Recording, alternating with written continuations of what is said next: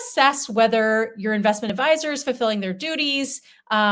Basically, we're going to look at due diligence here and monitoring them, because you as the plan sponsor can never fully abdicate your responsibility for overseeing the service vendors that you've hired. And so you never get rid of your fiduciary responsibility for them. You also should be looking for regular communications. So here's some potential shortcomings here. So the first one, well, it's pretty basic: performance monitoring.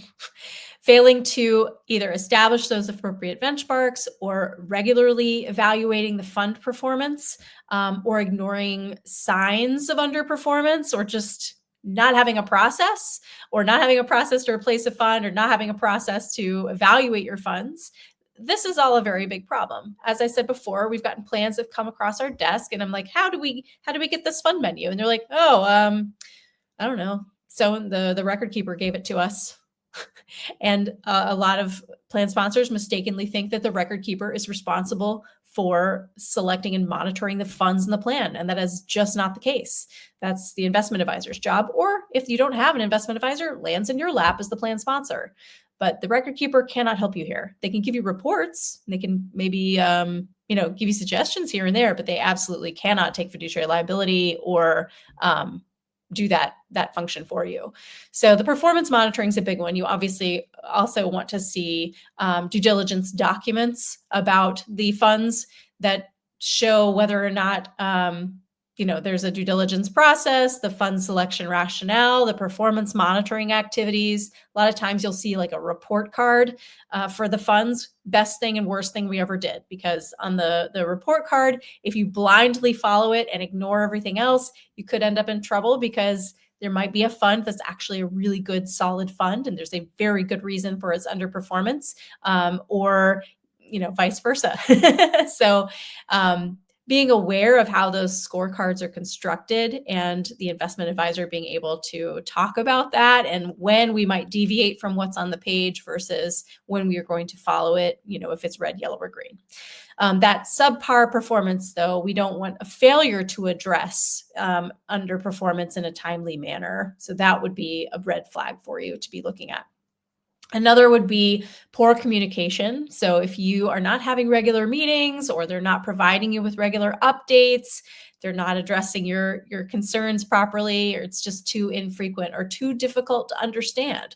That's been a complaint I've heard before as well when we've taken on other clients. They said, they'd show up, they'd dump a bunch of reports on us, but we had no idea what it meant.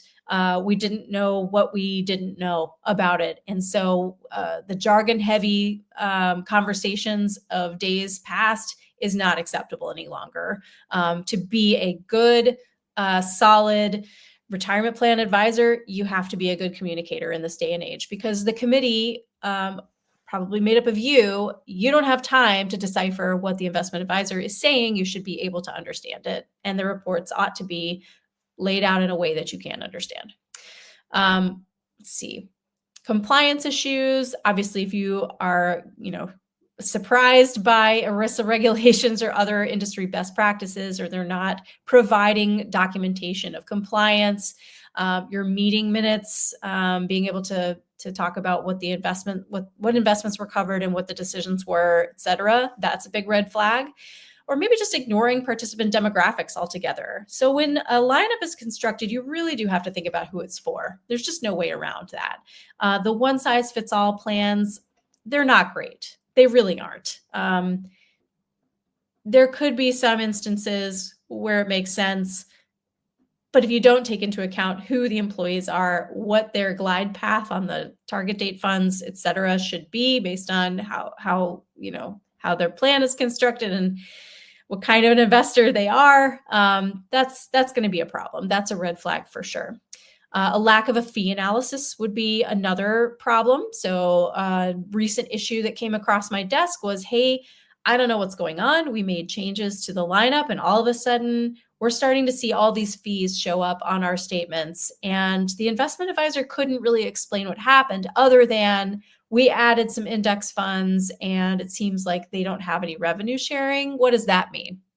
So that is a huge red flag. Your investment advisor should be absolutely informed on how the investments in the plan affect the pricing in the plan, how that all works together, and what the ramifications are if you make changes to the investments in the plan. So that would be another red flag if you're experiencing that. The investment policy statement itself should be reviewed, I would say annually. That's when we do it for our clients. But if that IPS doesn't really have, well, it's just vague or it's inconsistent with the plan's objectives, or you're failing to follow it because you can't remember what it said because nobody's looked at it in years, that is a problem. So the IPS really does need to be reviewed on a regular schedule and then adhered to. So how have they built their monitoring processes, their selection processes to absolutely adhere to that investment policy statement every time? Because you don't want inconsistent documents. You certainly don't want inconsistent practices either when it comes to the plan. And last is, the diversification of the menu, but also the limiting the amount of funds that are in the plan. There's one vendor in particular that I know has like 100 funds as their standard offering.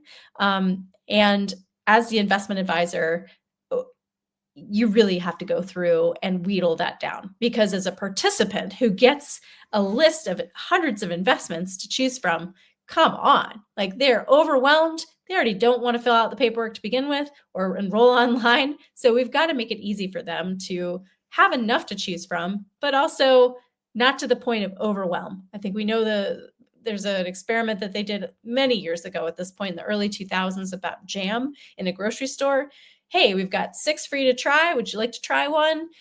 Or we've got like 18, I think was the other option. And the people who went to the one with only 6, they tried 1 or 2, but they bought a jam, versus the ones who would go to the 18 that were set up and they would try a bunch, but they did not actually purchase. They got overwhelmed. They're like, oh, okay, that's too many choices. So the choice overload is real. And you should have an investment advisor who is thinking very carefully about how many options go in the plan, how they all get spread out among the different asset classes.